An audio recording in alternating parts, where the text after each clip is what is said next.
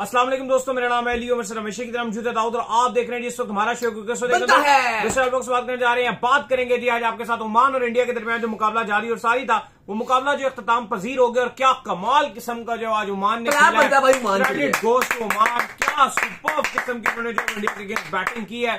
एक टाइम पर तो लग रहा था शायद हल्का सा चेस करने की तरफ भी आ गए, लेकिन वो कलीम का जो कैच पकड़ लिया हार्दिक पांड्या ने, अनबिलीवेबल कैच, अनबिलीवेबल वो कैच हो गया। नहीं तो ऐसा लग रहा था कि शायद ये रन जो है वो चेज भी हो जाए, लेकिन बहुत सुपर्ब खेला। और ओमान ने एक बार ये बता दिया पाकिस्तान को भी कि भाई ऐसे खेलते हैं इंडिया के अगेंस्ट, तुम पता नहीं किस चीज का प्रेशर लेकर बैठे रहते हो। इवन कुलदीप को कहा जाता है जी कि इनको छक्के मारना बड़ा ही मुश्किल है, ये है वो है, लेकिन जो मिर्जा है लड़का, इसने 2 छक्के मारे कुलदीप को और उसके बाद कुलदीप को ओवर ही नहीं दिया गया। मैं ये समझ सकता हूं कि ये मैच जो है वो सूर्य कुमार यादव है वो ट्राई कर रहे थे, क्योंकि 10 ओवर के बाद उन्होंने अफजर को भी हटा दिया, उन्होंने कुलदीप को भी हटा दिया। वो अगर लगा के रखते तो शायद विकेट भी आ जाती, उन्होंने दोनों को साइड पे कर दिया। लेकिन बाद में जब बॉल पुराना हुआ है तो भाई कुलदीप को भी मार पड़ती है अगर आप खेलो। दाऊद साहब, ओमान ने आपको ये बताया कि भाई अगर आप खेलना चाहो तो आप मार सकते हो इंडिया। देखिए बिल्कुल, ओमान ने कहीं ना कहीं हमें भी एक मैसेज दिया कि जो हम भारत के अगेंस्ट एकदम से अपने हाथ पांव फैला लेते हैं, एकदम से हमसे बैटिंग ही नहीं होती, एकदम से हम टुक टुक कर पड़ते हैं।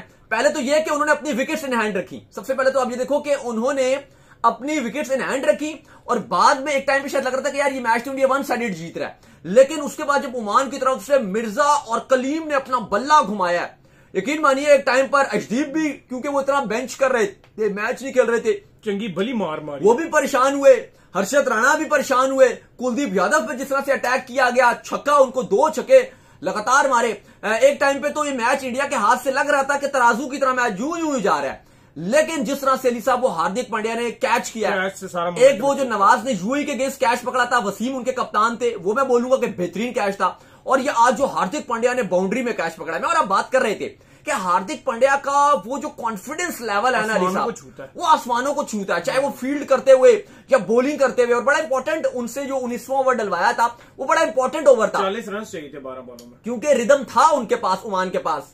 लेकिन ठीक है, जैसे आपने कहा कि इंडिया अपने 7-8 बॉलर्स को ट्राई कर रहा था, सबसे गेंदबाजी डलवाई, मूड भी इंडिया का डिफरेंट था, बैटिंग में भी हमने देखी चीजें मुख्तलिफ देखी। सूर्य कुमार यादव बैटिंग करने के लिए नहीं आए, या वट एवर आप बेशक बोलो कि बॉलिंग में भी ज्यादा ऑप्शन ट्राई किए, डिफरेंट चीजें की।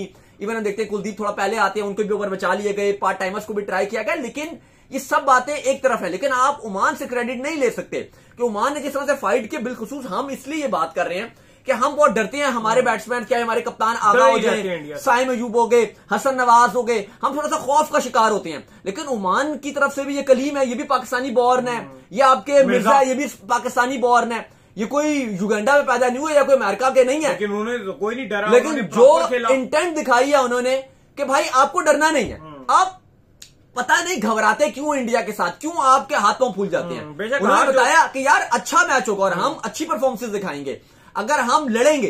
बेशक वो उन्होंने बैटिंग करके दिखाई यार आपको कि हम जो मैं और आप बात करते हैं यार पाकिस्तान 150 कैसे बनाएगा इंडिया के अगेंस्ट, 160 कैसे बनाएगा। भाई इंडिया के अगेंस्ट ओमान ने रन बना के दिए। लेकिन एक बात है कि एक जो हमें बड़ी इंपॉर्टेंट चीज पता चली अली साहब इस मैच से, वो ये है कि जो कॉम्बिनेशन है, आज इंडिया ने एक फास्ट बॉलर ज्यादा खिलाया एक फास्ट बॉलर, बहुत कुट पड़ी। और इंडिया हमेशा 3 स्पिनर के साथ जाता है, वरुण, कुलदीप और आपके जो अक्षर पटेल है। तो एक बात ये भी पता चली है कि जो आपका कॉम्बिनेशन है वो बड़ा इंपॉर्टेंट रहेगा आगे भी। मैं इसलिए बात कर रहा हूं क्योंकि कोई रोल ही नहीं है, क्योंकि पाकिस्तान लगातार ये जो सोच रहा है कि हम हारिस रऊफ को खिलाएंगे, हारिस रऊफ को खिलाएंगे, छोटी टीमों के अगेंस्ट आप खिला सकते हैं, बड़ी टीमों के अगेंस्ट पेसर का कोई रोल नहीं है, मार्सवाइज इसके कि वो पावर प्ले के 2-3 ओवर जो डालने हैं डाल जाए, अदरवाइज जो सारा दारो मैदान डिपेंड करेगा वो स्पिनर पे डिपेंड करेगा। आज आप मुझे बताओ ना, पाकिस्तान हार्दिक पांड्या को थोक के हिसाब से विकेटें दे रहा होता है, कितनी विकेटें दी ओमान ने हार्दिक पांड्या को?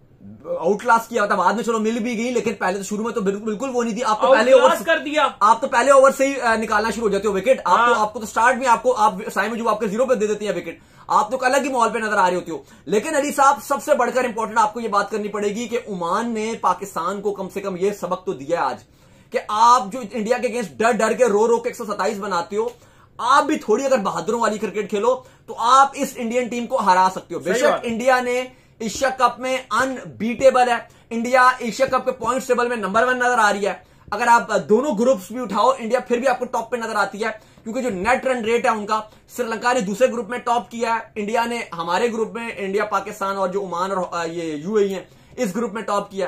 लेकिन अगर आप पॉइंट्स टेबल में इनका नेट रन रेट देखोगे तो वो इनका श्रीलंका से ज्यादा है नेट रन रेट, बहुत अच्छा नेट रन रेट है। क्योंकि पाकिस्तान को भी 15 ओवर में टारगेट चेस कर दिया था, जो यूएई वाला मैच था उसमें तो ट्रैश ही कर दिया था यूएई को।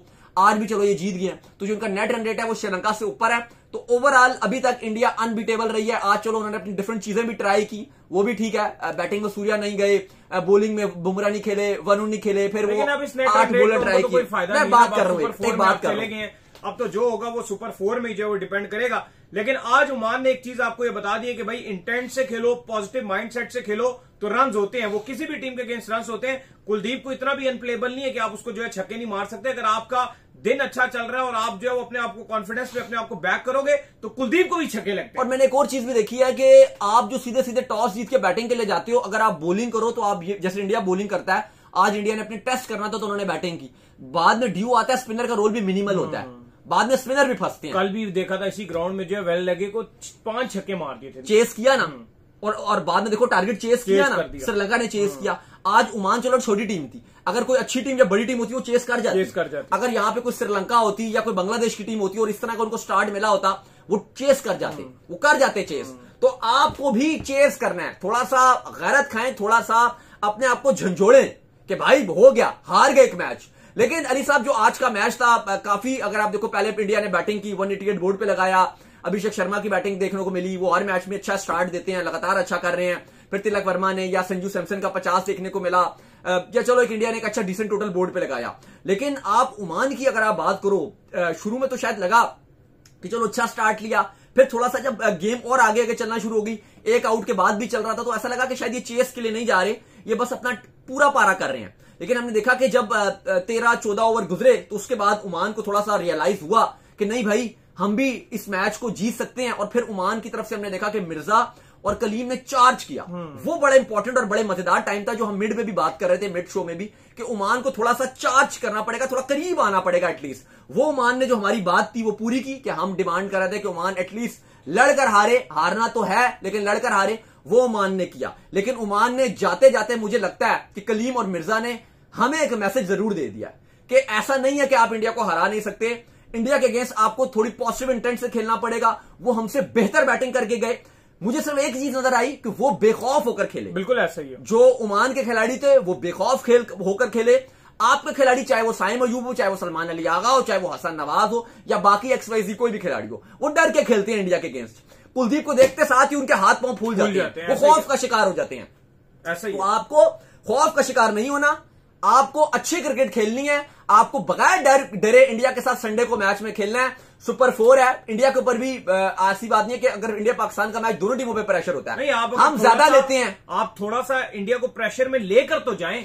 पहली बात है, आप शुरू से ही जो है इंडिया का प्रेशर खाए होते हैं। अगर आप इंडिया को प्रेशर में लेकर जाएंगे तो यकीन माने इंडिया भी चोक कर, बिल्कुल ऐसा ही है। अगर आप प्रेशर में उनको धकेलें, उनको प्रेशर के अंदर एक बार जो है वो तारे दिखाएं कि भाई हम जो है वो इधर मौजूद है, और प्रेशर तुम खाओगे तो फिर तुम देखोगे कि प्रेशर खाएगा इंडिया। यार अब मैं आपको बताऊं कि ओमान ने सबसे बड़ा जो एक उन्होंने रोल अदा किया, जो उन्होंने अपनी बैटिंग में 188 का टारगेट देके उन्होंने कहा हम विकेट नहीं देंगे, इनको विकेट नहीं देनी है, उन्होंने वो चीज लगा के रखी। चलो ओमान ने 67 रन जो है वो एंड में ओमान करने में कामयाब हुआ, जो कि मुझे लगता है कि ओमान की एक तरह से बहुत बड़ी अचीवमेंट है। इसमें इंडिया के अगेंस्ट 167 रन कर जाना। इसमें आप ये भी बोलोगे कि इंडिया की आज जो सूर्य कुमार यादव की कप्तानी थी वो भी बहुत अलग सी कप्तानी देखने को मिल रही थी। ठीक है, लेकिन ओमान फिर भी क्लब लेवल की टीम है, बिल्कुल। लेकिन 167 कर जाना बहुत बड़ी अचीवमेंट। मैं वही बोल रहा हूं कि मान लिया कि आज सूर्य कुमार यादव कप्तानी थोड़ी सी डिफरेंट कर रहे थे, वो चेंजेस कर रहे थे, बॉलर ज्यादा ट्राई कर रहे थे, सबसे ओवर करवा रहे थे, जिससे उनका दिल कर रहा था उससे बॉल करवा रहे थे। जैसे वो पाकिस्तान के अगेंस्ट कप्तानी कर रहे थे, वो बहुत टफ कप्तानी कर रहे थे, बुमराह से 30 ओवर भी करवा दिया था, फिर कुलदीप को ओवर करवाया, फिर उसको रोक दिया, अटैकिंग करते बहुत एग्रेसिव कप्तानी कर रहे थे, लेने का मौका दे रहे थे ना। 10 ओवर में अगर आप देखो तो तब्दील कर दिया, बीच में अफजल को भी ले गए, कुलदीप को नहीं, ऐसा लगा एक टाइम पर कि शायद वो अपने आप को टेस्ट भी करना चाह रहे हैं कि अगर मुश्किल टाइम पे हमारी टीम जाती है और ऐसा दूसरी टीम अटैक करती है तो हम उस टाइम क्या करेंगे, कुछ ऐसा भी लगा। क्योंकि जैसे अभिषेक शर्मा को ओवर पकड़ा दिया, तिलक वर्मा बॉलर यूज किया, हाँ अभिषेक शर्मा को दे दिया, तिलक वर्मा को दे दिया, दुबे को दे दिया, प्रॉपर बॉलिंग करवाते रहे। तो मैं वही बोल रहा हूं कि वो ऐसा लग रहा था कि अपने आप को टफ कंडीशन में भी लेकर जा रहे हैं कि उस टाइम हम क्या करते हैं। लेकिन अली मैं आपसे अब ये कहना चाह रहा हूं कि वो जो हार्दिक ने कैच किया उस टाइम तक हम देख रहे थे कि ओमान अच्छा कर रहा है। हाँ। अगर वो कैच ना होता वो छक्का था। हार्दिक पांड्या की जगह शायद कोई और अगर होता तो वो छक्का हो जाता था। वो बहुत प्यारा और शॉट मारा वहां से अगर जो कनेक्ट हो रही थी शॉट, और वहां से अगर छक्का लग जाता तो चीजें कितनी डिफरेंट होती। नहीं, फिर जारी बात है चीजें मुख्तलिफ हो जाती और वहां पर एकदम से मैच बन जाता।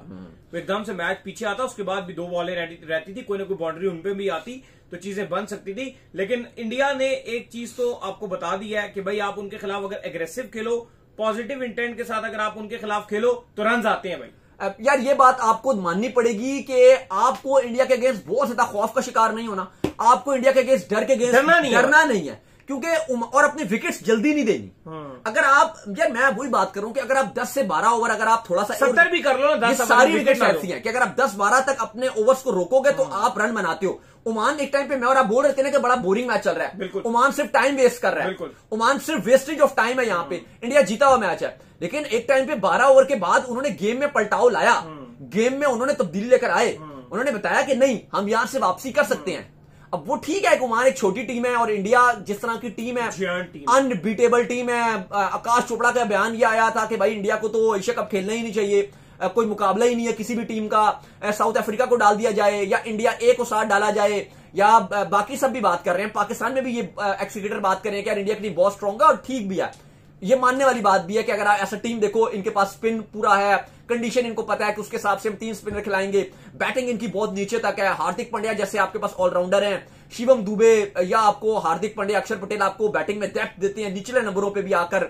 फिर अगर आप बैटिंग देखते हो तो आपके पास अभिषेक जैसे टॉप ऑर्डर प्लेयर हैं, टॉप ऑर्डर में सूर्य कुमार यादव या तिलक वर्मा आपके पास नजर आते हैं, संजू सैमसन को भी आज आपने ट्राई कर लिया, उनको आपको कॉन्फिडेंस देना था बैटिंग में, आपने उनको वो भी दे दिया। माना कि being a captain of team India अगर आप चला रहे हो तो आपके पास बहुत राहत वाली बात है कि आपके पास ऑप्शन बहुत ज्यादा है, आपके पास बहुत सारे ऐसे वेपन्स हैं कि आप कहते हो कि हर तरह का आपको स्पिन में मिल रहा है।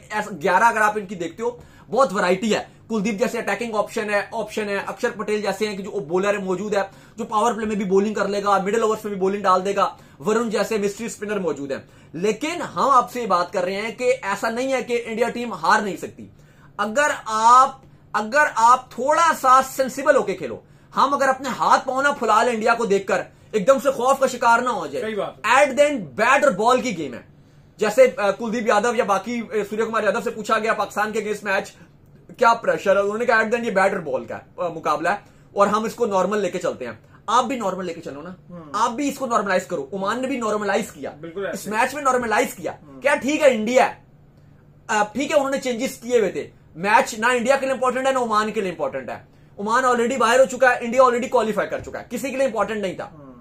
लेकिन उन्होंने इंटेंट जरूर दिखाई कि ऐसा नहीं है कि यूएई हवा बना दिया इंडिया को, बिल्कुल नहीं कुछ हुआ उससे, पाकिस्तान से कुछ नहीं हुआ, बिल्कुल ही शुरू से ही विकेटें गिर रही हैं, एक चौका मार के बाकी पूरे ओवर टुक टुक टुक टुक शुरू कर दिए, आप इतने पजल हुए हो। तो भाई आप थोड़ा सा हौसला रखिए, थोड़ा सा हिम्मत दिखाइए, आप भी कुछ कर सकते हैं, आपको थोड़ा सा रन बनाना है। और मुझे लगता है अली साहब कि ओमान ने जितना बड़ा मैसेज पाकिस्तान को दे दिया है, पाकिस्तान इतनी अच्छी बैटिंग बिल्कुल पाकिस्तान ने पूरे एशिया कप में नहीं की जितनी ओमान अच्छी बैटिंग करके बिल्कुल ऐसा ही है, बिल्कुल ऐसा ही। आपकी बात से जो मैं एग्री करता हूं कि ओमान ने जिस तरह 167 रन कर दिए और इतनी बड़ी जायंट टीम के अगेंस्ट कर दिए जो कि आई थी, और यूएई को उसने जो ट्रैश करके रख दिया था। आई थी बॉलिंग कर रहे थे और यूएई को कुट रहे थे, आई थी बॉलिंग कर रहे थे और यूएई को जो है मार रहे थे। इतनी बड़ी टीम के अगेंस्ट जो है वो इतना अच्छा स्टैंड देना, इतने अच्छे रन करना, मेरे नजदीक आज ओमान की एक आप कह लोगे अपनी नजरों में जीत हुई है। नहीं बिल्कुल, ओमान ने दिल, अगर जीत नहीं भी तो आप ये जरूर बोलोगे कि ओमान ने दिल जरूर जीते हैं। ओमान की तरफ से कलीम और मिर्जा ने दिल जरूर जीते हैं। और हम मिड में भी बात कर रहे थे कि यार ओमान यूएई की तरह मजा ना खराब करे, थोड़ा सा आए, थोड़ा सा दिखाए कि यार हम भी खेलने के लिए आए। शुरू में मैच बहुत बोर हो रहा था लेकिन एंड में मैच क्लोज आया। पहला मैच था आज हिस्ट्री में, अगर आप क्रिकेट की हिस्ट्री की बात करें तो इंडिया और ओमान फर्स्ट टाइम एवर आज आमने सामने हुए। अजदीप की भी अगर आप बात करें 100 विकेट उन्होंने भी T20 में ले ली हैं, लेकिन आज ओमान का पहला इंडिया के साथ अलबत्ता आज बड़ा बुरा था।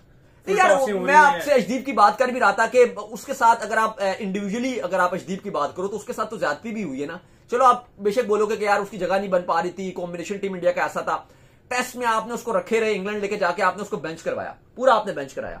फिर 2024 के वर्ल्ड कप का T20 वर्ल्ड कप का लीडिंग विकेट टेकर था और उसके बाद से आपने उसको लगातार ही बेंच ही करवाए हुए हो। आपने एशिया कप में भी पूरा उसको बेंच करवा के रखा। चलो मान लिया आप एक ही फास्ट बॉलर खिला सकते हो और वो आप बुमराह को खिलाओगे, वो ऐसी कोई बात नहीं है। लेकिन हकीकत तौर पे अगर आप अशदीप की बात कर रहे हो तो उस तरह से जब आप बेंच पे बैठ के थक जाओ और फिर आपको अचानक से एक मैच खेलने का मौका मिल जाए, आप क्या एक्सपेक्ट कर रहे हो कि वो आते साथ कोई मशीन है कि वो एकदम से टो क्रशर यॉर्कर शुरू कर देगा, एकदम से स्विंग शुरू कर देगा? नहीं होता ऐसा यार। बेंच में बैठना बड़ा मुश्किल काम होता है। मैच हो रहा है और आप बेंच में बैठे हुए हो, आपका सारा कॉन्फिडेंस शैटर्ड हो जाता है। हारिस रऊफ आए थे ना प्रेस कॉन्फ्रेंस में, उनकी बातें बता रही थी कि कितना मुश्किल होता है बेंच में बैठना। वो बार बार बात कर रहे थे। इवन उनका भी इशू यही था कि आप एक फास्ट बॉलर आप खिला रहे थे शाहीन शाह अफरीदी, बाकी आप स्पिनर के साथ जा रहे थे, लेकिन जिस तरह वो बातें कर रहे थे लग रहा था कि वो कितने ज्यादा प्रेशराइज हैं। बिल्कुल ऐसा ही है। चलिए उम्मीद करते हैं आज हमारे शो आपका पसंद है। वीडियो को लाइक कीजिए, हमारे चैनल को सब्सक्राइब कीजिए, साथ ही बेल आइकन को बजाइए। एक और काम कर लीजिए, हमारे फेसबुक को फॉलो कीजिए, लिंक डिस्क्रिप्शन में मौजूद है। आप सुनते हैं। अल्लाह हाफिज़, बाय बाय।